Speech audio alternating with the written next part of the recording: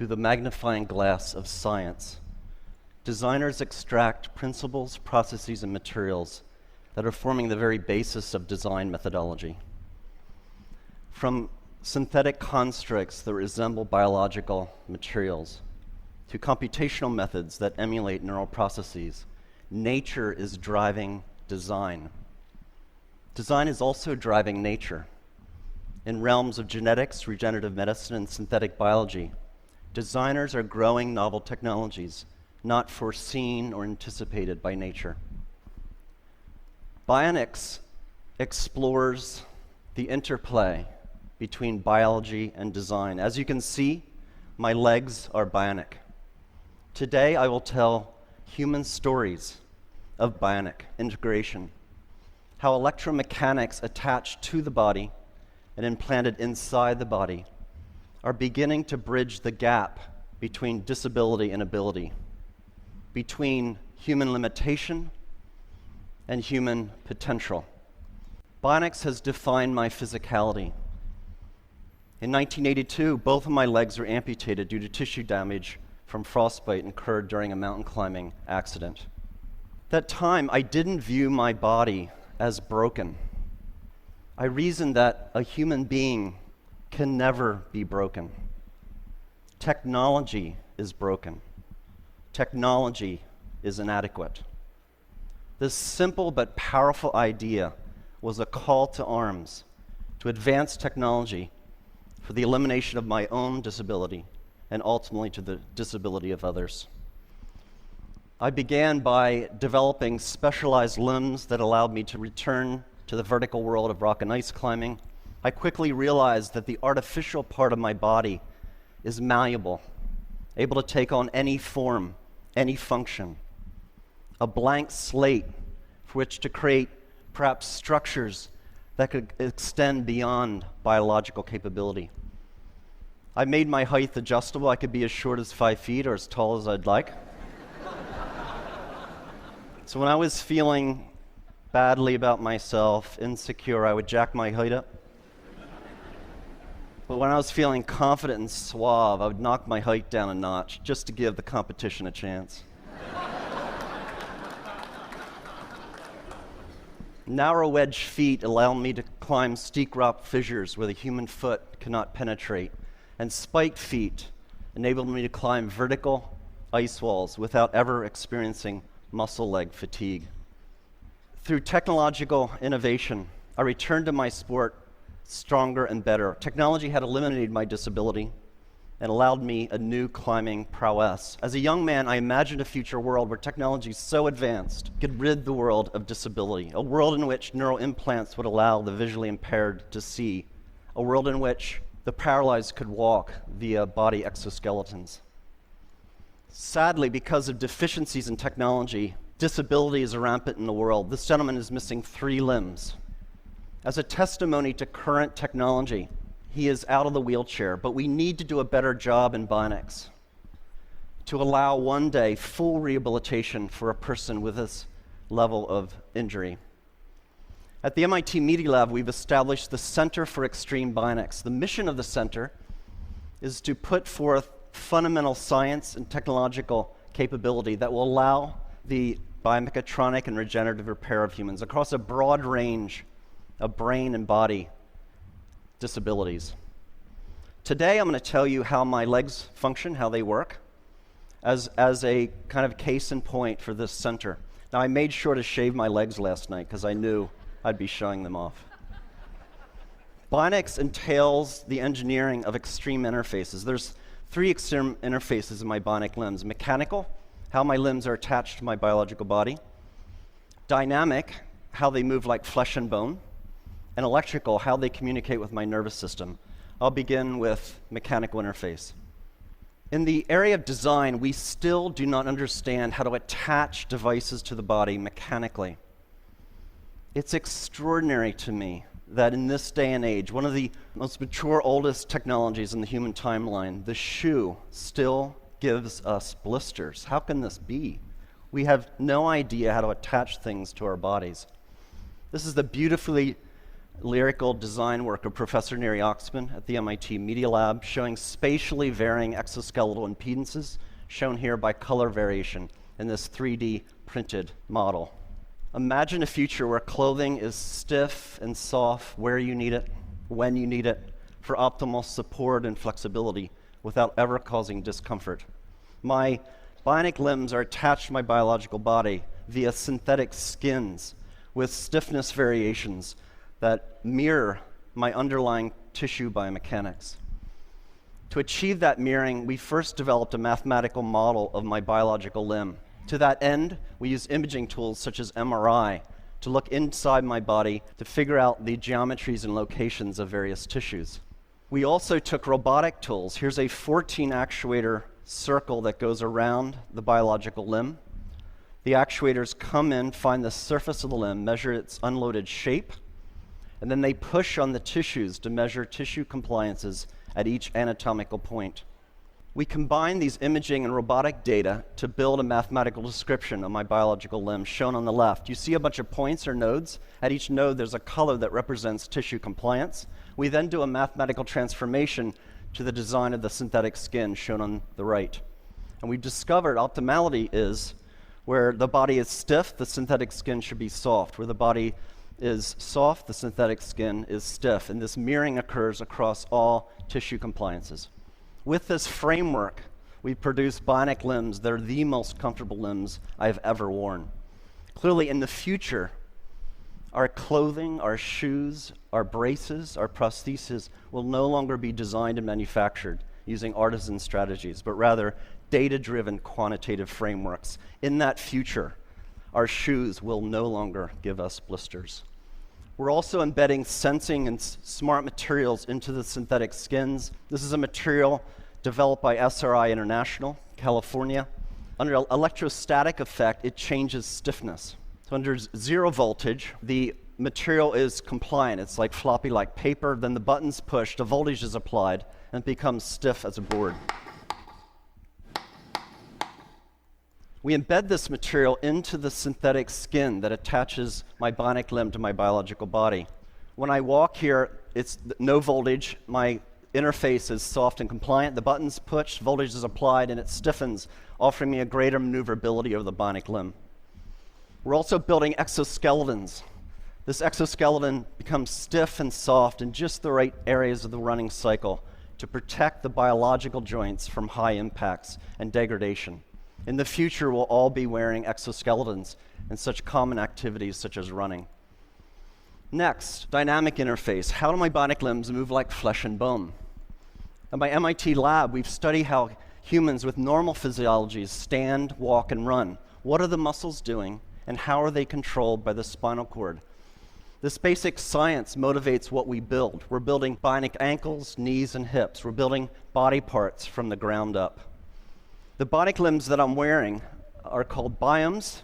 They've been fitted to nearly 1,000 patients, 400 of which have been US wounded soldiers. How does it work? At heel strike under computer control, the system controls stiffness to attenuate the shock of the limb hitting the ground. Then at mid-stance, the bionic limb outputs high torques and powers to lift the person into the walking stride, comparable to how muscles work in the calf region.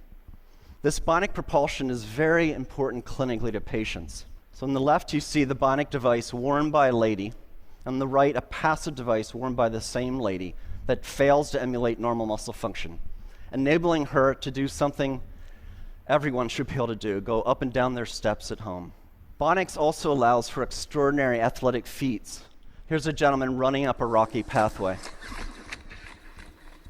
This is Steve Martin, not the comedian, who lost his legs in a bomb blast in Afghanistan.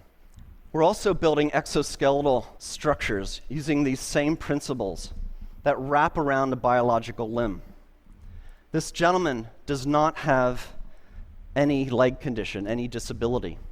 He has a normal physiology. So these exoskeletons are applying muscle-like torques and powers so that his own muscles need not apply those torques and powers.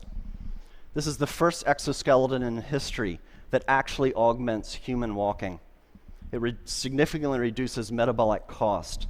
It's so profound in its augmentation that when a normal, healthy person wears the device for 40 minutes and then takes it off, their own biological legs feel ridiculously heavy and awkward. We're beginning the age in which machines attached to our bodies will make us stronger and faster and more efficient. Moving on to electrical interface. How do my bionic limbs communicate with my nervous system? Across my residual limb are electrodes that measure the electrical pulse of my muscles. That's communicated to the bionic limb. So when I think about moving my phantom limb, the robot tracks those movement desires. This diagram shows fundamentally how the bionic limb is controlled. So we model the missing biological limb, and we've discovered what reflexes occurred, how the reflexes of the spinal cord are controlling the muscles.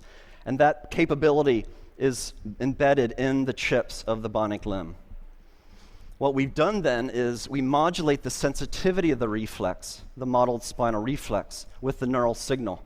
So when I relax my muscles in my residual limb, I get very little torque and power. But the more I fire my muscles, the more torque I get, and I can even run.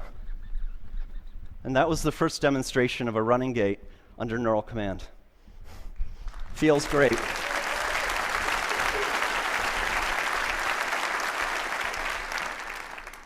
We want to go a step further. We want to actually close the loop between the human and the bionic external limb. We're doing experiments where we're growing nerves, transected nerves, through channels or microchannel arrays. On the other side of the channel, the nerve then attaches to cells, skin cells and muscle cells. In the channels of motor channels, we can sense how the person wishes to move. That can be sent out wirelessly to the bionic limb. And then sensors on the bionic limb can be converted to stimulations in adjacent channels, sensory channels. So when this is fully developed and for human use, persons like myself will not only have synthetic limbs that move like flesh and bone, but actually feel like flesh and bone. This video shows Lisa Millette shortly after being fitted with 2 bionic limbs. Indeed, bionics is making a profound difference in people's lives.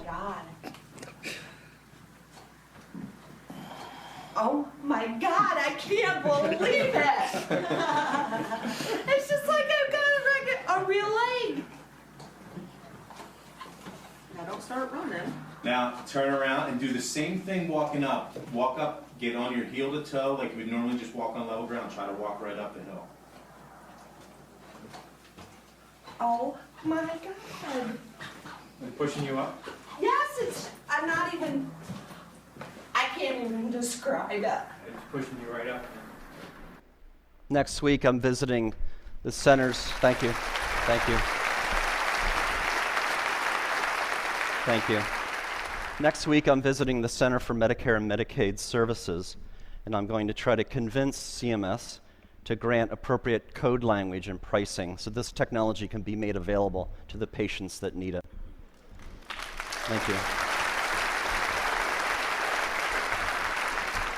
It's not well appreciated, but over half of the world's population suffers from some form of cognitive, emotional, sensory, or motor condition. And because of poor technology, too often conditions result in disability and a poorer quality of life.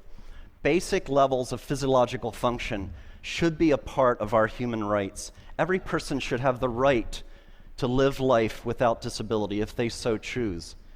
The right to live life without severe depression. The right to see a loved one in the case of seeing impaired. Or the right to walk or to dance in the case of limb paralysis or limb amputation. As a society, we can achieve these human rights if we accept the proposition that humans are not disabled. A person can never be broken. Our built environment, our technologies are broken and disabled.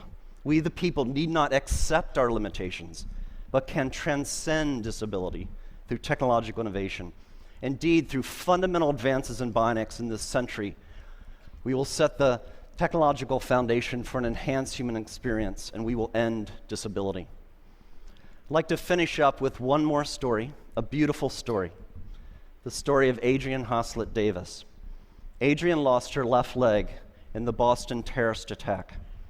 I met Adrienne when this photo was taken at Spaulding Rehabilitation Hospital. Adrian is a dancer, a ballroom dancer. Adrian breathes and lives dance. It is her expression. It is her art form. Naturally, when she lost her limb in the Boston terrorist attack, she wanted to return to the dance floor.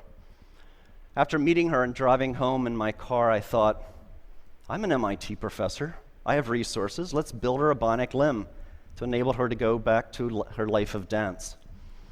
Brought in MIT scientists with expertise in prosthetics, robotics, machine learning, and biomechanics.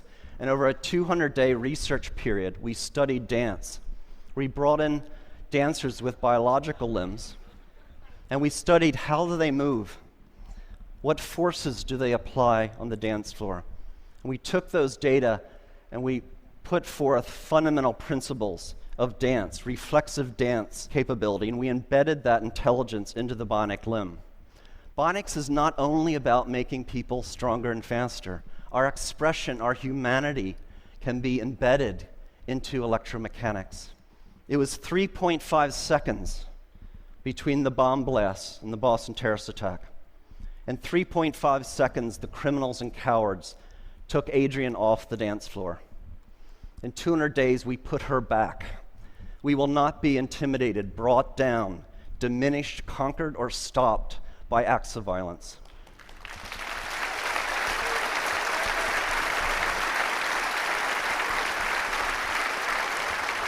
Ladies and gentlemen, please allow me to introduce Adrian Hoslett Davis, her first performance since the attack. She's dancing with Christian Leitner.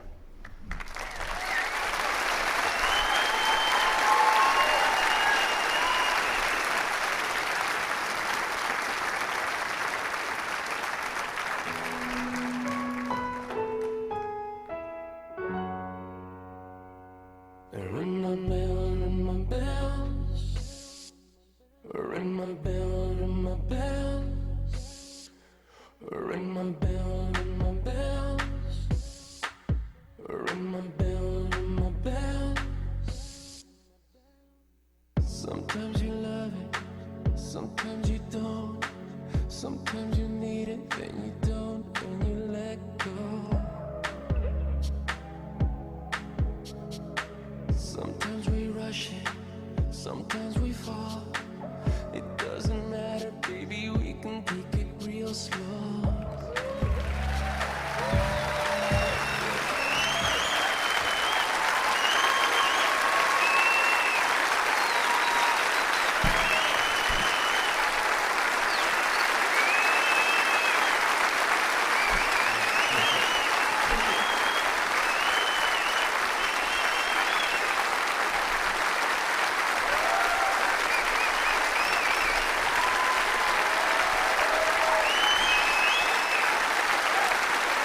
Ladies and gentlemen, members of the research team, Elliot Rouse and Nathan Bertarzi. Elliot and Nathan. Woo.